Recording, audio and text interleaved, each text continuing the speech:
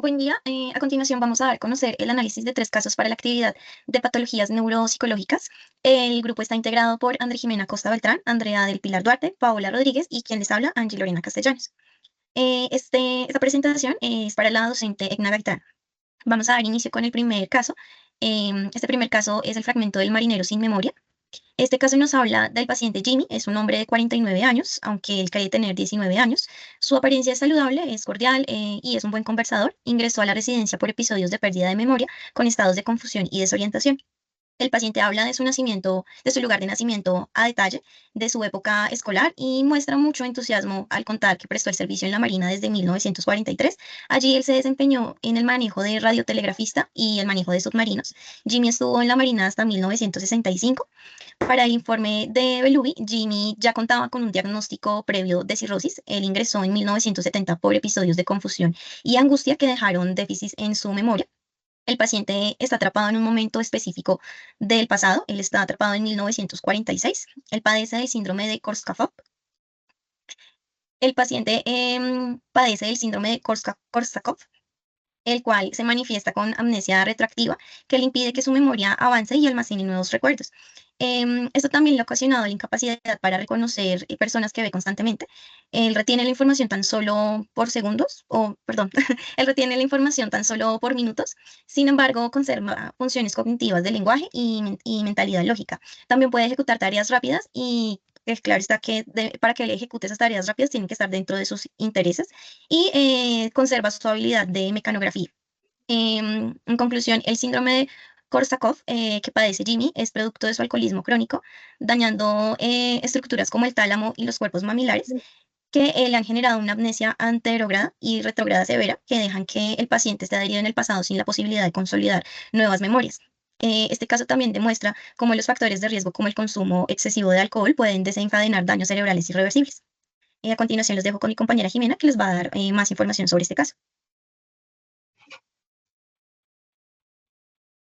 Bueno, a continuación hablaremos de las implicaciones en los procesos cognitivos, en el caso de Jim. En cuanto a la memoria, pues la pérdida de recuerdos posteriores a 1945 y su incapacidad de almacenar nueva información. En atención, tiene implicaciones para realizar tareas breves que le generan interés. Sin embargo, pues su atención no es sostenida y no puede completar una secuencia lógica. En las praxias, aunque no se mencionan en el texto, pues no tiene una severa alteración en estas. Sin embargo, sí tiene implicaciones en cuanto a la capacidad para actuar de forma coherente en el contexto y en el presente. En las genocias, bueno, tiene implicaciones en las genocias visuales y es la dificultad para reconocer objetos y a personas conocidas, incluso a su propia familia. En las genocias temporales, la percepción alterada del tiempo, ya que él vive pues anclado a un pasado, específicamente en 1946. En cuanto a las genocias espaciales, pues en los problemas para orientarse en el espacio, lo que contribuye a su constante desorientación. En cuanto al lenguaje, sí tiene una gran capacidad de conversación y es muy fluido. Sus funciones ejecutivas, pues conserva el razonamiento lógico y en tareas cortas. Bueno, algunas técnicas de evaluación aplicadas en el caso de Jimmy, aunque no se describen formalmente instrumentos de evaluación, se evalúa su capacidad para recordar nombres, misiones y habilidades como la escritura al tacto, mediante la observación directa de la memoria, la demostración de habilidades específicas, el análisis de contenido de los recuerdos y la evaluación del cambio de tiempo verbal. Algunos de los problemas de impresiones diagnósticas es el síndrome de Korsakoff. Esta condición, pues, causada por el daño cerebral crónico debido al consumo excesivo de alcohol, y pues esto resultó en un deterioro de la memoria para Jim y la capacidad de formar nuevos recuerdos y desorientación. Otra de las posibles impresiones diagnósticas es una amnesia y fijación en el tiempo, ya que Jimmy estaba atrapado en 1945, siendo incapaz de retener información nueva y olvidándola en cuestión de segundos. Memoria del pasado. Mantenía recuerdos vividos y detallados de su vida de antes de la enfermedad, incluyendo su época como operador de radio en la Marina. La actitud temporal. Cuando hablaba de su pasado, usaba el tiempo pasado, pero al referirse a la Marina, empleaba el tiempo presente, lo que indicaba o nos daba como una percepción de que él está viviendo en su pasado. Bueno, algunas consecuencias y efectos a nivel familiar, social, académico y laboral para Jimmy. Entonces, a nivel familiar, el aislamiento y la desvinculación. La incapacidad de Jimmy para recordar a su familia y formar nuevos vínculos afectivos, pues lo llevó a una vida de aislamiento y dependencia. Y por este motivo fue que fue ingresado a un asilo. A nivel social, el aislamiento y la falta de interacción. La amnesia que él tenía, pues lo privó de de su vivacidad, de establecer habilidades sociales, pues impidiéndole interactuar y conectar con otras personas de manera significativa. De igual manera, también un estigma social, pues fue considerado como un demente, un confuso, un desválido, y pues esto limitó su participación en una sociedad, generando pues una percepción negativa hacia su condición. A nivel académico, pues la imposibilidad de aprendizaje, pues al no poder formar nuevos recuerdos debido a la amnesia anterograda, pues cualquier conocimiento o aprendizaje que él adquiriera se volvía pues inalcanzable. A nivel laboral, pues incapacidad laboral, pues con su capacidad de formar nuevos recuerdos severamente comprometida, la idea de mantener un trabajo se volvía imposible. Y la pérdida de habilidades y desempeño. La congelación de su memoria procedimental en 1946 le impedía actualizar sus conocimientos y habilidades, y esto pues hacía inviable pues un desempeño laboral. En conclusión, podemos decir que la memoria es una parte fundamental de nuestra identidad, y dejar almacenar recuerdos nos sumerge en un limbo en el que el tiempo deja de transcurrir. De igual manera, otra conclusión es que las secuelas neurológicas del alcoholismo en Jimmy fueron devastadoras, afectando profundamente sus funciones cognitivas y por ende su capacidad para percibir y entender el mundo que lo rodeaba, haciendo que perdiera su identidad y su conexión con la realidad actual y con la sociedad. A continuación, los dejo con mi compañera Paola. Bueno, la dama desencarnada. Bueno, es la historia de Cristina. Cristina tenía 27 años, tenía como profesión, era programadora, tenía 2 hijos, llevaba una vida sana, normalmente disfrutaba del hockey, el ballet, le gustaba la poesía y la equitación. El motivo de la consulta es por dificultad repetitiva en controlar los movimientos, sensación de desconocimiento de su cuerpo y pérdida de coordinación y control, acompañado de una sensación de desencarnación. Esta mujer físicamente antes no sufría de enfermedades, ingresó a la clínica por un diagnóstico totalmente diferente. Su diagnóstico era que tenía cálculos en la vesícula y tenía una orden de cirugía.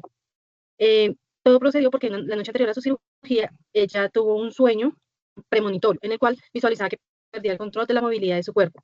Según el relato, Cristina pues sentía como que no podía mover su cuerpo, que no se podía levantar, y pues esto le causó mucha angustia. Tras pasar la cirugía, pues este sueño se hizo realidad. Ella al despertar de su cirugía se dio cuenta que no podía mover su cuerpo, que digamos que para poderse levantar los pies tenía que mirar hacia el piso, tenía que concentrarse mucho para poder coger algún objeto porque no podía tener digamos que movimiento en sus manos ni en sus pies, y esto pues le ocasionó muchísimos problemas. Los síntomas que se percibieron en este caso fue pues el principal, que fue la pérdida del control motor, todo lo que es la sensación. Ella sentía que su cuerpo no era su cuerpo, que se sentía rara. Entonces ella decía que era una sensación de desencarnación, como que le quitaban su cuerpo, ella estaba en vida, pero su cuerpo no estaba. Tenía la imposibilidad de mover los pies, como dije anteriormente, sin mirar hacia abajo, incapacidad de obtener objetos y movimientos torpes involuntarios. Los síntomas fueron surgiendo rápidamente después de un sueño, manifestándose el mismo día de la cirugía programada. Entonces, en el momento que ya le estaban haciendo la cirugía, pues ella no se la pudieron hacer porque pues, se presentaron estos síntomas. Entonces al despertarse pues se dio cuenta que no podían hacerle esto. El correlato neurobiológico: Cristina dejó de recibir las señales internas que normalmente el cuerpo le manda al cerebro sobre dónde, cómo están sus partes y todo, cómo funcionan los músculos, las articulaciones. Todas estas señales se volvieron invisibles y no la ayudan a ella poder pensar ni saber cómo poder mover su cuerpo. Las implicaciones en el proceso cognitivo: en la memoria le costaba recordar cómo hacía los movimientos antes. Entonces simplemente se sentía rara, pensaba que eran cosas nuevas para ella. En atención tenía que estar mirando todo lo que hacía, porque si se distraía un segundo, en caso de que cogiera un vaso o algo, de una vez iba a caer. Praxias, esas cosas son como tan sencillas, de que no podía caminar, de que tenía que agarrarse, sentarse, todo esto se volvió muy difícil para ella. Entonces eso le afectó. Genocias, ya no sentía que el cuerpo era suyo, como dice el título, se sentía desencarnada. El lenguaje para hablar seguía igual, pero empezó a inventar unas formas de explicar su experiencia, porque ella no podía expresarse de la forma como era, sino que intentaba buscar la forma de hacer que entendieran que el cuerpo que tenía no le pertenecía. Las técnicas de evaluación que se realizaron fueron ejercicios sencillos para ver si podía saber dónde tenía la mano, los ojos. Entonces se le hacían pruebas como: no, cierra los ojos. Ella pues no podía cerrar los ojos. ¿Cuál es la mano derecha? ¿Cuál es la mano izquierda? Y pues ninguno de estos se pudo. Inicialmente dijeron que el diagnóstico era una histeria por angustia. Entonces el psiquiatra dio este diagnóstico diciendo que pues era angustia por la cirugía y que por eso se presentó, pero pues este diagnóstico era errado. Le hicieron pruebas eléctricas para ver si era algo muscular o nervioso, y también salió errado porque no era el proceso indicado. Los posibles diagnósticos: entonces los médicos empezaron que no podía ser un problema emocional, pero después vieron que la enfermedad real que dañó la conexión entre su cuerpo y cerebro era polineuritis sensorial aguda. Entonces era un síndrome de biparietal, y también le hicieron una prueba de drenaje espinal, el cual indicaba que era polineuritis aguda. Consecuencias que le llevó en el caso familiar. Tuvo que recibir mucha ayuda de sus familias para realizar todas las actividades diarias. En lo social, a veces se siente aislada o rara frente a los demás porque sus movimientos parecen como de robot. Entonces ella se sentía que no encajaba con la sociedad. Laboralmente, pues no pudo trabajar más, ya que pues como ella era programadora, pues se dificultaba mucho hacer su trabajo porque no podía pues manejar su cuerpo. En lo personal, depender de, o sea, tuvo que depender de que tenía que aprender desde cero como si hubiera recién nacido, entonces que a caminar, a sentarse, a hablar, a todo, entonces pues esto le afectó mucho. Una de las conclusiones de esta historia es que se evidencia que Cristina, preoposición es esencial para la vida cotidiana, pues es la pérdida que genera la desconexión profunda entre la mente y el cuerpo, afectando no solo el movimiento y el equilibrio, sino también la identidad y la autonomía personal. Podemos también decir que en el caso se permite comprender que aunque existen mecanismos compensatorios como el uso de la visión y la rehabilitación, exigen un gran esfuerzo en nuestra vida o en nuestra existencia. Las dejo con mi compañera en el siguiente caso. Gracias. El siguiente caso es el hombre que se cayó de la cama. Entonces encontramos que el motivo de la consulta es un hombre de edad coherente para un adulto joven que estudia medicina, el cual refiere que tener una pierna extraña en la cama, refiere rechazo hacia dicha pierna. Izquierda indica sensación de ansiedad, confusión y rechazo al volver a la cama. El paciente indica que se durmió y al despertar experimentó la sensación de que una pierna ajena se encontraba en su cama. Inicialmente interpretó la situación como una broma del personal médico, ya que él pues, se encontraba desempeñando sus actividades académicas y laborales en un hospital. Pero al intentar arrojar fuera la pierna, descubrió que dicha pierna o dicha extremidad permanecía unida a su cuerpo. Esto le generó una fuerte reacción de repulsión, cólera y temor, y su respuesta fue agredir o golpear a la pierna, arrancarla de su cuerpo, negando que le pertenecía esta pierna, lo que generó un estado de crisis emocional con expresiones de irritabilidad, terror y desconcierto. Como antecedentes y factores que influyen, encontramos que el paciente o el hombre fue ingresado por referir debilidad motora en la extremidad inferior izquierda durante el examen físico, y lo que él relata, se evidenció un cuadro de hemiplegia izquierda secundaria a un evento vascular o cerebrovascular asociado a una fibrilación auricular con un émbolo. En los signos y síntomas, el paciente y lo que se evidenciaba o lo que relataba era negación a la pertenencia de su pierna izquierda, que es un trastorno llamado como asomatognosia, que es un trastorno que caracteriza por la incapacidad de una persona para reconocer, sentir o ser consciente de una parte de su cuerpo, de su propio cuerpo. Otro de los signos y síntomas fue la ansiedad, el cólera y la consternación ante la imposibilidad de reconocer su propia extremidad, alteraciones en el reconocimiento corporal y lateralidad y hemiplegia izquierda. El correlato neurológico, el cuadro se asociaba a una lesión del hemisferio derecho, principalmente en la región parietal, donde estaba implicada la integración sensorial y el esquema corporal. En esta región del cerebro se integran estas dos funciones y al tener un posible accidente cerebrovascular se puede inferir que tuvo un daño en esta zona a nivel cerebral. Las implicaciones en el proceso cognitivo, en la memoria pues se encuentra conservada, no había alteración de esta. En la atención había una posible inclinación o sesgo atencional con hemiplegia hacia el hemicuerpo izquierdo. O sea, no era consciente de que esa parte de su cuerpo, o precisamente la pierna izquierda, le pertenecía. La praxia, que son las capacidades neurológicas para organizar, planificar y ejecutar movimientos voluntarios coordinados con una interacción específica, encontramos que se encontraban conservados con extremidades, con las otras extremidades, con los miembros superiores y el miembro inferior derecho estaban conservadas, tanto la motricidad como la motilidad. En la agnosia, que son las capacidades cognitivas del cerebro para reconocer e interpretar información sensorial previamente aprendida como objetos, personas o lugares a través de diferentes sentidos como la visión, el oído, el tacto, el olfato y el gusto, se encontraba una alteración somática, que es una agnosia de extremidad izquierda. El lenguaje se encontraba conservado, no había alteraciones, ya que pues, el paciente se podía comunicar y relatar qué era lo que estaba sintiendo o qué era lo que estaba pasando. Las funciones ejecutivas se encontraba afectada parcialmente por la desorganización emocional y dificultad de control y la conducta frente al estímulo. Dentro de las técnicas de evaluación aplicadas, pues, era la observación clínica por parte de sus compañeros del hospital y por los doctores compañeros que lo estaban evaluando. Otra fue la exploración neurológica básica, que le hacían pruebas de motricidad y de reconocimiento corporal. Dentro de las posibles impresiones diagnósticas, como principal tenemos la asomatognosia asociada a una hemiplegia izquierda, que pues, es coherente con la hemiplegia o el no reconocimiento del miembro inferior izquierdo, y una posible hemiplegia, heminegligencia espacial izquierda como segundo diagnóstico, y el tercer diagnóstico o impresión diagnóstica podríamos encontrar un evento cerebrovascular en el hemisferio derecho. Sería contralateral al área afectada.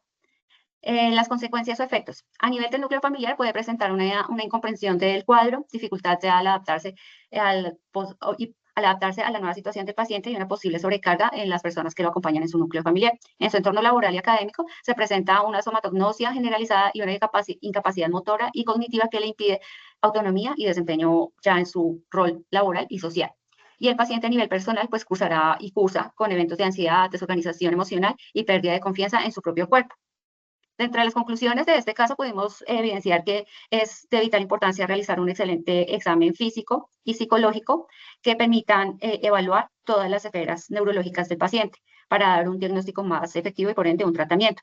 Otra de las conclusiones fue que las alteraciones de la percepción y el reconocimiento de la propia extremidad asociada a una hemiplegia izquierda y fenómenos de asomatognosia refleja la estrecha relación entre el daño neurológico focal y las manifestaciones conductuales y cognitivas que refería el paciente.